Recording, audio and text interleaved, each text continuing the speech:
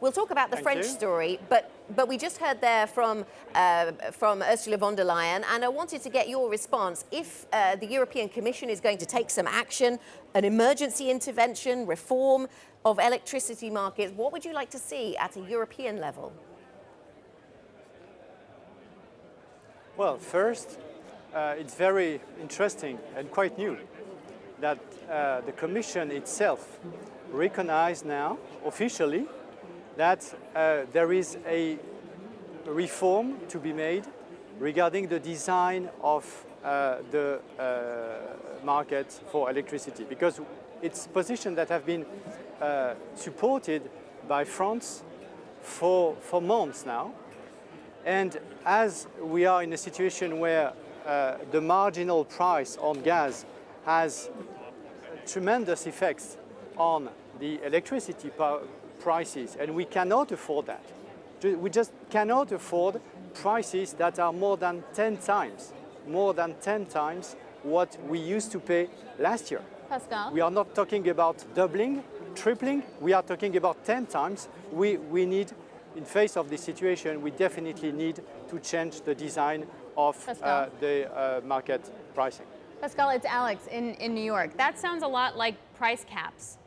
How would something like that really work, and how expensive would that be? Well, you know, regarding sourcing to the EU with a pipe, so we are not talking about LNG, we are talking about through pipes, then we will buy gas with a certain price, a maximum price, and then we won't buy. Because we just can't afford, from a purely economic term, and above all from a social justice and social divide term, we cannot afford to pay 10 times what we used to pay.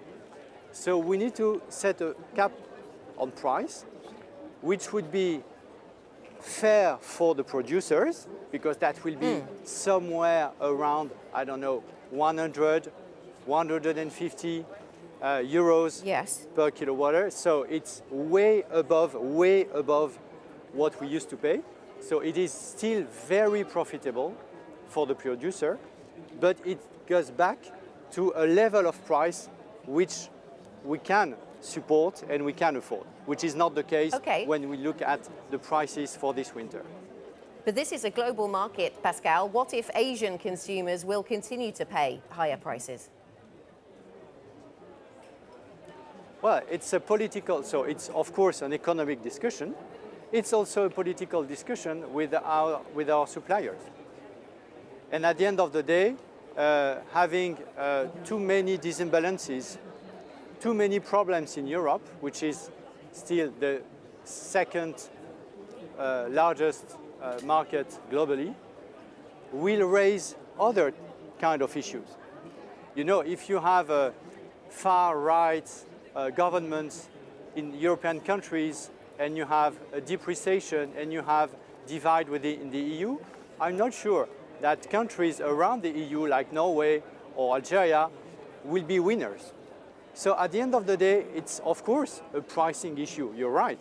And that's why it is a complex decision to take, you're right. So but it's also a political balancing issue. And that's why the more it gets, or the higher it gets, the more difficult it is to stay with just saying, well, look, it's a global price, it's a global market price, there is nothing I can do with it. But what about... It's something that politically has to be addressed. Pascal, well, why not do something like Spain and Portugal are doing, and maybe this is where you can take us into the French level here.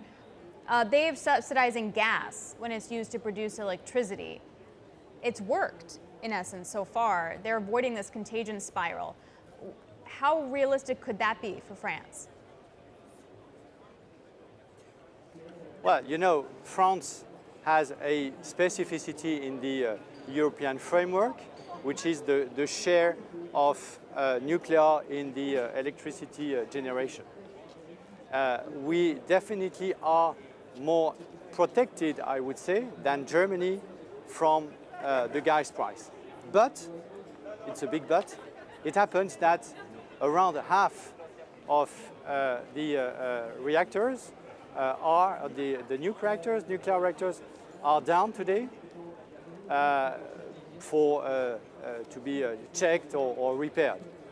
So we have two layers in this crisis when it comes to the French level. The first layer is gas, it's just what we discussed. The second layer is nuclear. And that's why we do not have that many options, to be honest, than first working on the price, and that's exactly the conversation we just had. Second, working on quantities, and that's everything about energy sobriety, which is, of course, very high now on the agenda.